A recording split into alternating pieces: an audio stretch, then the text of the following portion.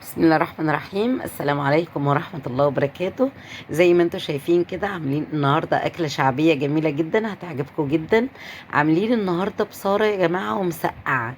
يعني ممكن ناكل البصارة لوحدها وممكن ناكل المسقعة لوحدها، لكن عندي فريقين، فريق يحب البصارة وفريق لا. فقلت ايه اللي يناسب جنبيها نعمل ايه؟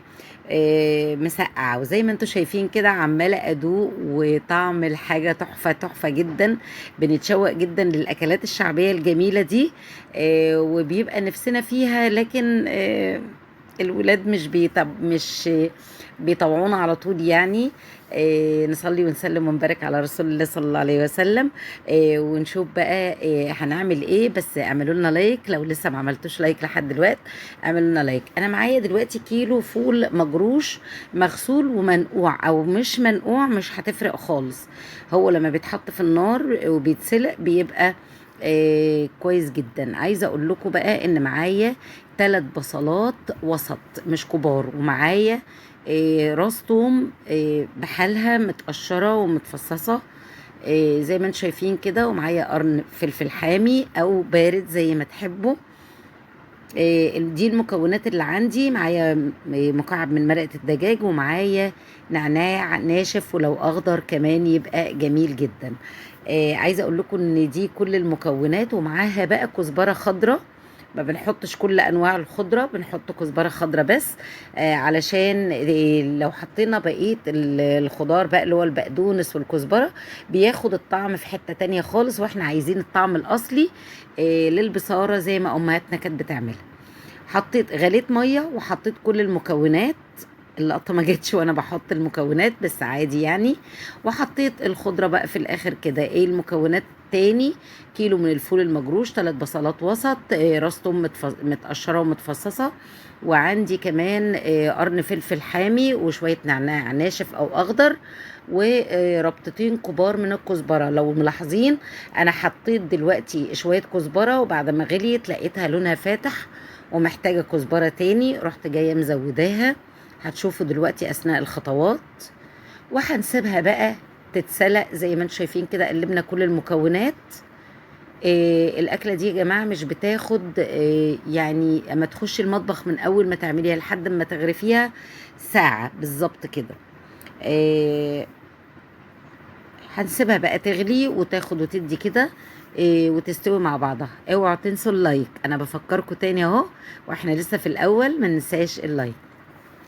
بدأت بقى جبت 3 حبات من البطاطس، قشرتهم زي ما انتم شايفين. بسرع الفيديو علشان ما تملوش معايا، وبقطع الصوت لان لما بكون بشرح بالصوت بيبقى الفيديو طويل قوي، فلما بسرع الصوت بيقطع. فاضطريت اسجل لكم تاني. قطعتها كده زجزاج. لو ما فيش موجود القطاعة دي يبقى نقطع بالسكينة عادي، مش هتفرق خالص في الطعم. معايا بقى 4 حبات من البتنجان.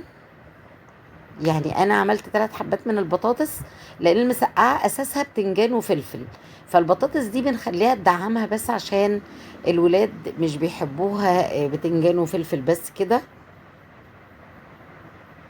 فالبطاطس بتسند الاكلة شوية.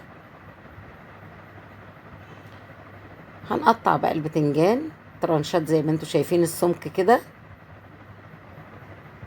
ممكن تعملي القطعة دائرية كاملة زي ما هي، وممكن تعمليها نصاص كده. الفكرة وصلت ان احنا بنقطع كل الحاجات اللي احنا هنحطها في المسقعة بتاعتنا. نصلي ونسلم ونبارك على رسول الله صلى الله عليه وسلم. على قد ما تقدروا يا جماعة اكثروا من الصلاة على النبي. اذكروا الله دايما طول ما انتوا واقفين في المطبخ كده. ألا بذكر الله تطمئن القلوب. الاستغفار الدائم والصلاة على النبي، كل الحاجات دي حاجات مفيدة جدا. متابعة اهو، فلقيت ان الخضرة بتاعته قليلة فزودت ربطة كمان من الكزبرة. الربطة كانت كبيرة كده. بدأت احمر بقى في البطاطس. حطيتها بقى في الزيت وسبتها، ونقعت البتنجان في مية وملح بينزل كل الثمار اللي فيه، وبينزل كمية من الحديد اللي فيه وما بيسمرش وما بيشربش زيت ده. قطعت الفلفل كده، فلفل بارد وحامي. المسقعة يا جماعة بالطريقة دي سهلة جدا وخفيفة جدا وجميلة لذيذة قوي. جربوها هتلاقوها حلوة قوي. على فكرة ممكن نعمل مسقعة بس ويبقى ده غدا اليوم، ممكن نعمل بصارة بس ويبقى ده غدا اليوم، بس انا عملت كده زي ما قلت لكم في الاول علشان عندي جزء ما بيحبش البصارة، مع ان بنعملها يعني كل سنة مرة. هقطع بقى طماطم مكعبات كده، 3 حبات من الطماطم مكعبات عشان نبدأ نعمل خطوات المسقعة بتاعتنا. البطاطس بتاخد لون خفيف، يعني مش بحمرها تحمير كامل. كمان القطعية بتاعتها كده، الصوابع بتاعتها بتبقى تخينة ومليانة ملحمة كده عشان تستحمل انها تستوي في الصوص بتاع المسقعة او في الصلصة بتاعت المسقعة. برضو البتنجان بياخد لون فاتح، ما بحمرهوش قوي. اخلص الكمية كلها كده وبصفي كله في مصفى واحدة فوق بعضه. كل ده والفول بيستوي بتاع البصارة، فول المجروش بيستوي بتاع البشارة. جبت البصارة جبت شوية زيت، حطيت فيهم معلقة من الثوم، شوية كزبرة ناشفة وشوية كمون، حمصتهم معاها. وبدأت احط بقى الطماطم اللي انا مقطعاها مكعبات. بشوح فيها كويس كده لحد ما خلاص تتشوح تمام. بحط مية وملح، وبدأت احط بقى ال3 انواع من المقليات اللي احنا عملناها، البطاطس والبتنجان والفلفل. الفلفل ده فيه حامي وبارد علشان المسقعة ما ينفعش يا جماعة تكون باردة. اللي بيحبها باردة يعملها باردة، لكن احنا بنحبها شوية فيها كده تبقى حامية شوية يعني. حطيت بقى نص معلقة من الثوم الني، بيدي برضو نفس ونكهة حلوة فيها قوي كده. هكمل بقى موضوع البصارة. بنحط على الوش، في ناس بتحط توم بس وفي ناس بتحط بصل بس. تابعوا بقى وشوفوا انا هعمل ايه. قطعت البصل بصلتين كده كبار جوانح زي ما انتم شايفين. بحاول تكون رقيقة قوي علشان لما تتحمر تبقى مقرمشة وجميلة كده، ما تبقاش ملحمة. ايوه، هنفكهم من بعض كده علشان في التحمير ما تبقاش لازقة في بعضها. حطيتها في الزيت، كل ده زيت واحد اللي انا بستخدمه من اول ما بدأت لحد ما هخلص الاكلة كلها بشوية الزيت اللي انا حطيتهم دول. خدت منهم برضو وحطيت في المسقعة، والباقي هنشوف هنعمل بيه ايه دلوقتي. خلاص بدأت تدخل في السوا بقى، البصارة بتاعتي بدأت تتهري اهي، وحبات الفول بدأ ما يبلهاش معالم. جبت الهاند بلندر، مفيش هاند بلندر يبقى الخلاط. هنضربها كده بالهاند والخلاط. والبصل بيتحمر، اخر تحميرة فيه بحط نص معلقة من الثوم او معلقة من الثوم علشان يديني نفس البصل مع الثوم. بدأت احط بقى التوابل، ملح وكمون بس على البصارة، ما بنحطش حاجة تانية.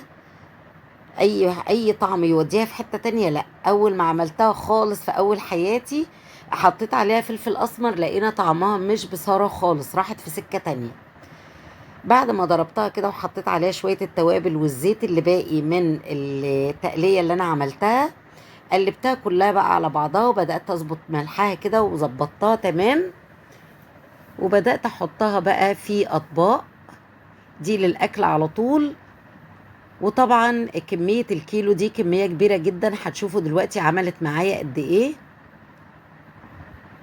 الأسرة عندهم صغيرة ما ينفعش يعملوا الكمية دي كلها، ممكن نعمل نص الكمية بس عشان احنا بنفرق على حبايبنا. ف بيستنوا طبق البصارة ده زي ما احنا كنا بنستناه من ناس تانية كتير برضو قبل كده، قبل ما ابدأ اتقنها يعني. خلاص بقى هوزع بقى التقلية على وش الأطباق كده لحد ما تخلص، مش هسيب ولا فتفوت التقلية. أنا لقيتها كتير، بدأت أوزع بقى على حروف الطبق كمان كده. طبعا البصل مع الثوم عاملين ميكس هايل جدا من الطعم التحفة قوي. الزيت اللي باقي، الأكلة اكتملت، بقت المسقعة تمام، والبصارة ناقصها بقى الخضرة، شوية مخلل وعيش بقى، ودوقوا الطعم التحفة الجميل جدا. عايزة اقول لكم الأكلة كانت لايقة قوي مع بعضها. ما تنسوناش في اللايك والشير يا جماعة. اعملوا لنا لايك واعملوا لنا شير. هتخدمونا كتير وهتساعدونا كتير في الانتشار. هنبدأ ندوق بقى ونشوف الجمال اللي احنا عملناه. كان شكلي مرهق جدا. عايزة اقول لكم بقى خلصت الأكلة كلها على بعضها كده في ساعة. كانت تحفة قوي قوي قوي بجد. جربوها بنفس الطريقة دي واعملوا الميكس ده، الأكلة دي مع بعضها تفتح نفسكم على فكرة. بتكفي أكتر من يوم، يعني مش بنعملها يوم واحد وخلاص. لا، ده ممكن تاكلوها يوم واتنين وتلاتة لحد ما تخلصوا الأطباق. والعلب بقى ايه، تفرقوا على حبايبكم. أنا حطيت الباقي منها في علب. مش عارفة اللقطة بقى بتاعت العلب ديت هتيجي ولا لأ.